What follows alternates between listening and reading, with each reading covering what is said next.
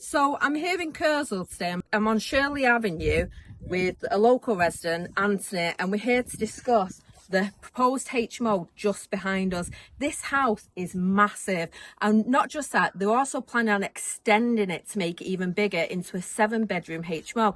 The problem with that is the community aren't happy, and the community haven't been consulted on it. They've not let the community know, and the community are concerned that they do not know who is coming into this area, and rightly so. As we've seen across the country, migrant hotels are closing down, and the illegal immigrants from these hotels are now being put into our communities, and that's a problem because everyone on the street has families, everyone has children or grandchildren, and we need to take a stand. So I'm here today, and I'm so honoured to be stood here with Tony. And what do you think of this, Tony? The issue is, we want to know as residents what we've done to deserve this. Very little consultation that I'm aware of, and it's a concern because there's a lot of teenage girls live on the street. I don't know these guys. Our government, our council, don't know these guys, but they feel it okay to drop it on us. So how am I going to find out who these guys are? Oh, I've got absolutely. no chance.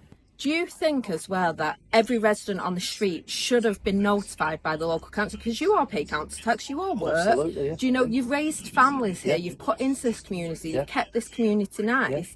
And the fact that you're not consulted at all, yet people are making a lot of money out of this, because as we know, HMOs make an absolute fortune for the landlord.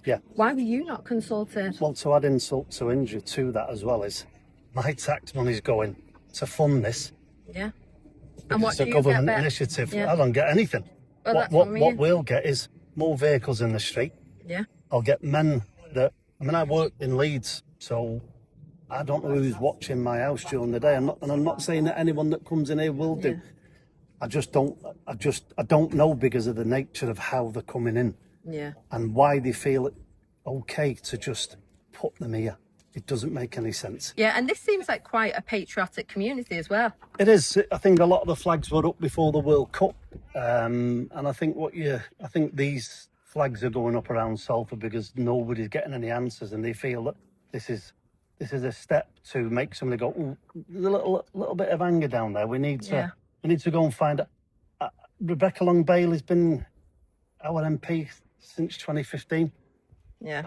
I have no idea who this woman is. She doesn't. She's meant to work for Kersal, but she doesn't. I've never seen her. Yeah. Never seen a leaflet, nothing. No. Never seen anything during the local elections, nothing. No. Because they won't come down here.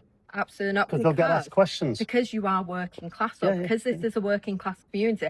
They think we deserve to be downtrodden. They think we're dim little Englanders that don't have a voice. Absolutely. And we're too unintelligent to think for ourselves and to determine what we should accept and what we shouldn't accept. We're that dim-witted and daft that Gary Neville's decided to take over up the road there and use his little bastion to attack us, which is just incredible. Incredible. Shocking, for a kid from Bury. Yeah. Shameful. But a lot of these people want to get a bit of money or a bit of power. They seem to forget the roots. They forget the areas that they're meant to represent. And like we get instances like this where we've got proposed 7-bedroom HMOs in local estates. The issue is we don't know who's coming in. Yeah, absolutely. And that's a worry. Yeah. And it might not be a worry for Andy Burnham, who made a fantastic job at Piccadilly. Done a wonderful job at Piccadilly. Because I've not been there for about 4 or 5 years. Yeah. I watched that on YouTube, and that's enough. That's far enough away from me. But I can't.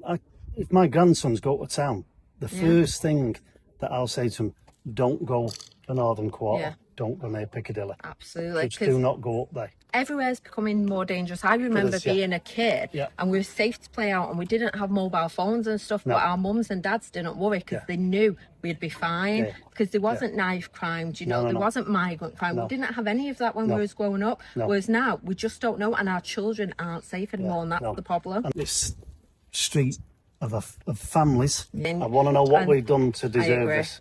Every citizen of the street, though, has the right to know, and the problem is the council aren't notifying them of that. So thank you, Tony, for giving me your time today, and we're going to carry on this campaign. Lovely. Thank you.